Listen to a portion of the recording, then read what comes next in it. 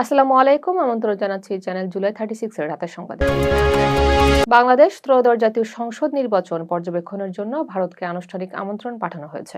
নির্বাচন কমিশন জানিয়েছে, ভোট প্রক্রিয়া সুষ্ঠু ও স্বচ্ছভাবে অনুষ্ঠিত হচ্ছে কিনা তা দেখার জন্য আন্তর্জাতিক পর্যবেক্ষকরা গুরুত্বপূর্ণ ভূমিকা রাখবেন। এখন পর্যন্ত 300 জন পর্যবেক্ষক অংশ নেওয়ার বিষয়টি নিশ্চিত করেছেন। তাদের মধ্যে বিভিন্ন দেশের অভিজ্ঞ কর্মকর্তারা রয়েছেন, যারা নির্বাচনের পুরো প্রক্রিয়া মনিটর করবেন। পূর্বাচল নতুন শহর প্রকল্পে প্লট বরাদ্দ দুর্নীতির মামলায় প্রত্যাশিত রায় পাননি বলে জানিয়েছেন দুদকের আইনজীবী তরিকুল ইসলাম। রায়ে শেখ হাসিনা, শেখ রেহানা পরিবারের সদস্যদের সাজা হলেও সর্বোচ্চ শাস্তি হয়নি। দুদক এখন পরবর্তী আইনি পদক্ষেপ নিয়ে আলোচনা করবে বলে জানানো হয়েছে। ঢাকা রংপুর মহাসড়কে এসি বাসে অভিযান চালিয়ে 1500 পিস ইয়াবাসহ দুজনকে গ্রেপ্তার করেছে ডিএনসি। গোপন সংবাদের ভিত্তিতে গোকুল বাজার এলাকায় এই অভিযান চালানো হয়। গ্রেপ্তারদের বিরুদ্ধে মাদক আইনে মামলা হয়েছে। সারা দেশের মতো নবম পে স্কেল বাস্তবায়নের দাবিতে ঠাকুরগাঁওয়ে সরকারি কর্মচারীরা বিক্ষোভ মিছিল ও 3 দিনের কর্মবিরতি পালন করছেন। সোমবার সকালে জেলা প্রশাসক কার্যালয়ের সামনে গিয়ে মিছিল শেষ হয়।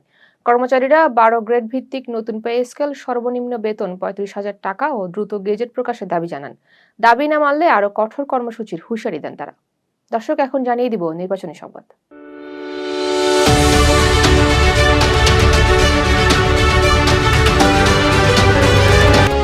একটি রাজনৈতিক দলের কর্মজীবী নারীদের নিয়ে মন্তব্যকে কলঙ্কজনক বলেছেন বিএনপির চেয়ারম্যান তারেক রহমান। খুলনার নির্বাচনী জনসভায় তিনি বলেন, একটি দল দেশের অর্ধেক নারীকে ঘরে বন্দী রাখতে চায়। 22 বছর পর খুলনায় জনসভায় যোগ দিয়ে তিনি প্রায় 27 মিনিট বক্তব্য দেন। প্রভাতী স্কুল মাঠে তাকে করতালিতে স্বাগত জানান নেতাকর্মীরা। সিলেট 5 আসনে বিএনপি প্রার্থী না দিয়ে জমিয়ত নেতাকে সমর্থন দিলেও বিএনপির বিদ্রোহী প্রার্থী মামুনুর রশিদ স্বতন্ত্র হিসেবে মাঠে আছেন। এতে ত্রিমুখী লড়াইয়ের আভাস মিলছে। স্থানীয়ভাবে মামুনুর জনপ্রিয় বলে ধারণা করা হচ্ছে। মহেশখালীতে জামায়াত আমির শফিকুর রহমান বলেন, হ্যাঁ, এর বিপক্ষে অবস্থান মানে ফ্যাসিবাদ কায়েমের চেষ্টা। তিনি বলেন, জামায়াত দলীয় নয়, জনগণের বিজয় চায়। যুবকদের বেকার ভাতা নয়, সম্মানের কাজ দেওয়ার প্রতিশ্রুতি দেন। নাহিদ ইসলাম অভিযোগ করেছেন, ঢাকা 11 আসনে তার পক্ষে ব্যাপক গণজোয়ার দেখা দেওয়ায় মাফিয়া গোষ্ঠী তার ব্যানার ও বিলবোর্ড ছিঁড়ে ফেলেছে।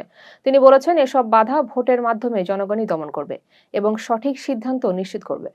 হবিগঞ্জ 4 আসনে ইসলামী বক্তা মুফতি গিয়াসউদ্দিন তাহরির প্রচারণায় বাধা দেওয়ার অভিযোগ উঠেছে বিএনপি নেতাকর্মীদের বিরুদ্ধে।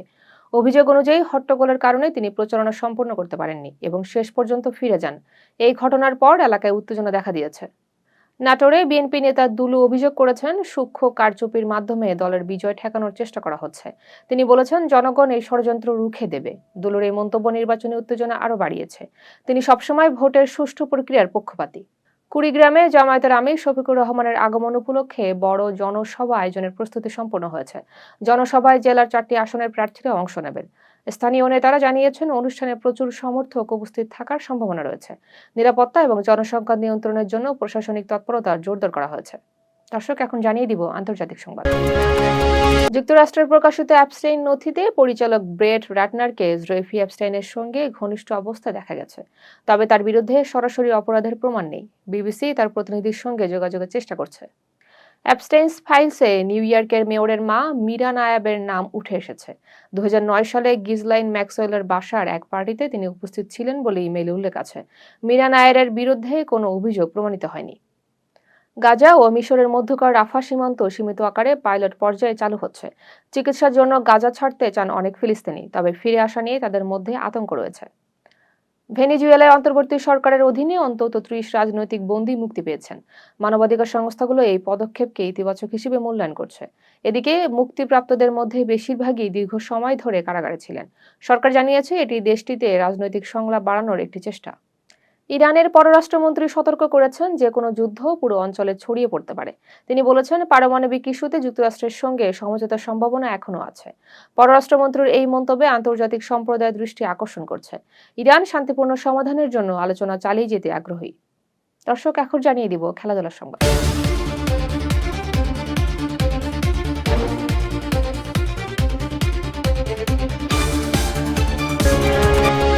নেপালে চলমান সাফ অনূর্ধ্ব 19 নারী চ্যাম্পিয়নশিপে টানা দ্বিতীয় জয় পেয়েছে বাংলাদেশ।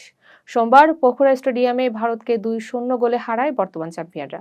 29তম মিনিটে অধিনায়ক অর্পিতা বিশ্বাস ও 40তম মিনিটে আলপি আক্তারের গোলে জয় নিশ্চিত হয়। এর আগে প্রথম ম্যাচে ভুটানকে 12-0 গোলে হারিয়েছিল পিটার ব্যাটলারের দল।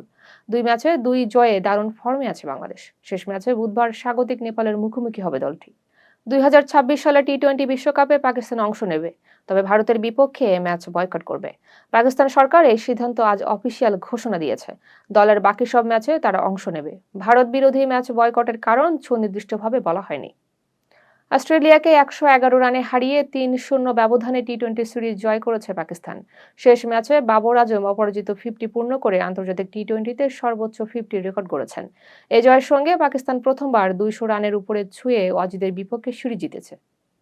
লা লিগায় রায়ো ভায়োকানোর বিপক্ষে শেষ মুহূর্তের পেনাল্টিতে জয় পায় রিয়াল মাদ্রিদ। ম্যাচে কিলিয়ান এমবাপ্পে ব্যবধান গড়ে দেন। রিয়ালের মিডফিল্ডার জুড বেলিংহাম চোট পেয়ে মাঠের বাইরে থাকতে পারেন প্রায় 1 মাস। চোটের কারণে তার চ্যাম্পিয়নশিপ লিগ এবং পরবর্তী লিগ ম্যাচগুলো মিস হওয়ার সম্ভাবনা আছে। দর্শক, এতক্ষণ সাথে থাকার জন্য ধন্যবাদ।